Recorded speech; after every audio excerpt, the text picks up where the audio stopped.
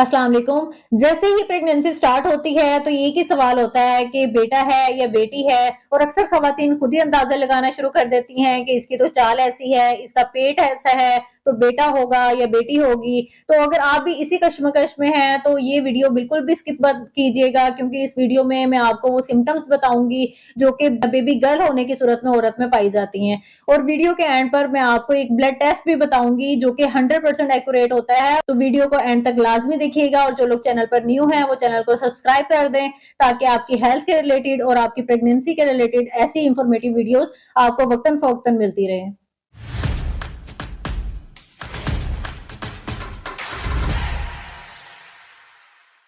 अस्सलाम वालेकुम, मैं हूं doctor Wajiha, I am obstetrician and gynaecologist. चलिए वीडियो स्टार्ट करते हैं और उन अलामात को डिस्कस करते हैं जो कि अक्सर फीमेल बेबी होने की सूरत में औरत में पाई जाती हैं। तो सबसे पहली अलामत है मॉर्निंग सिकनेस, या सुबह के टाइम उल्टी या मतली की कैफियत होना।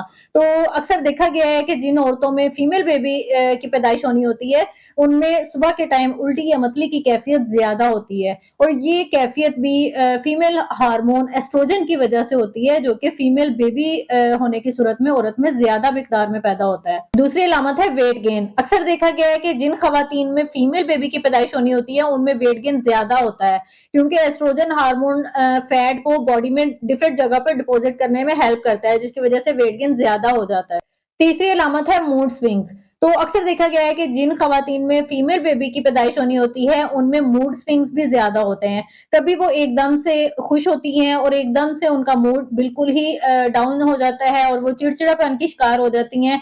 तो ये भी फीमेल बेबी की अलामत होती है। फोर्थ अलामत है बच्चे की दिल की धड़कन या हार्ट रेट। तो अक्सर देखा गया है कि अगर फीमेल बेबी की पैदाइश होनी है तो बच्चे की दिल की धड़कन 140 से ज्यादा होती है। फिफ्थ अलामत है बेली शेप। तो अगर आपके पेट की जो शेप है वो ऊपर की तरफ ज्यादा है और साइडों पर फैली फैली सी है, और इवन कि आपकी हिप्स भी हैवी हो गए हैं, तो ये फीमेल बेबी होने की अलामत होती है। फीमेल बेबी होने की सूरत में आपको लेबर भी 39 टू 40 वीक्स पे जाकर स्टार्ट होती है, और लेबर का जो दौरानिया होता है वो भी ज्यादा लंबा होता है। सेवंथ साइन है स्किन चेंजेस। अक्सर देखा गया है कि जिन औरतों के बेबी गर्ल होती है उनकी रंगत सुर्खो सफेद हो जाती है और कलर फेयर हो जाता है, स्किन भी हेल्दी हो जाती है। एट साइन है यूरिन पीएच। तो अगर आप अपना यूरिन चेक करवाएं और वो एसिडिक आए तो ये भी बेबी गर्ल होने की अलामत होती है, और इसके लिए घर में एक बेकिंग सोडा टेस्ट भी किया जाता है। उसमें क्या करते हैं कि आप यूरिन थोड़ा सा लेके उसमें अगर बेकिंग सोडा डालती हैं तो उसमें अगर बबल्स बन जाते हैं तो बेटा होने की अलामत है, और अगर बबल्स नहीं बनते तो ये बेटी होने की अलामत होती है। 9 साइन है हेयर फॉल। बेबी गर्ल होने की सूरत में आपके बालों की जो सेहत है वो गिर जाती है, हेयर फॉल होना शुरू हो जाता है और ड्राइनेस हो जाती है, और बहुत ज्यादा बाल जो हैं वो डल हो जाते हैं। 10th साइन होता है क्रेविंग्स। मतलब अगर आपको मीठा खाने की क्रेविंग बहुत ज्यादा हो रही है तो ये भी बेबी गर्ल होने की अलामत होती है। 11th साइन है लीनिया नाइग्रा। तो जब औरत प्रेग्नेंट होती है तो उसके पेट पर एक लाइन बन जाती है जिसे लीनिया नाइग्रा बोलते हैं। तो अगर ये लाइन टेढ़ी हो तो ये भी बेबी गर्ल होने की अलामत होती है। 12th साइन है फटीग। तो देखा ये गया है कि अगर बेबी गर्ल हो तो औरत ज्यादा थकी थकी सी रहती है और उसकी तबीयत ज्यादा खराब रहती है, और उसको नींद भी ज्यादा आती है और कभी भी कहीं पे भी सो जाती है।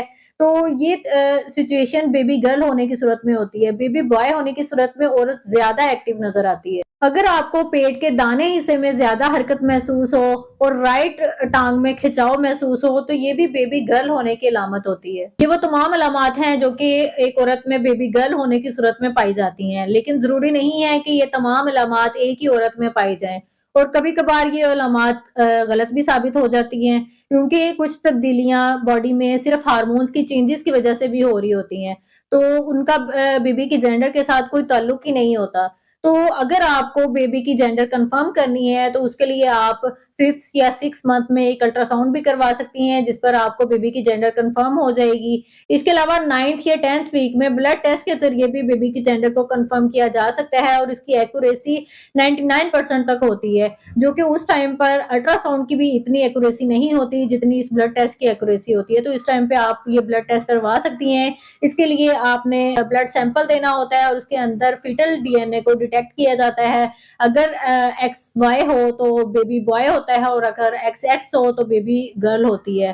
तो इस टेस्ट का नाम है नॉन इन्वेसिव प्रीनेटल टेस्टिंग, इस नेम से ये टेस्ट किया जाता है। और अगर मेरी आज की वीडियो आपको कुछ इंफॉर्मेटिव लगी हो और कुछ हेल्पफुल हुई हो तो please like share and subscribe my channel, और कमेंट में मुझे लाजमी बताएं कि आपका कौन सा वीक चल रहा है और क्या आप में ये सिम्टम्स पाई गई हैं और कब आपने अल्ट्रासाउंड के जरिए बेबी की जेंडर कंफर्म की, या अगर नहीं की तो तब भी नो लिखिए कमेंट में।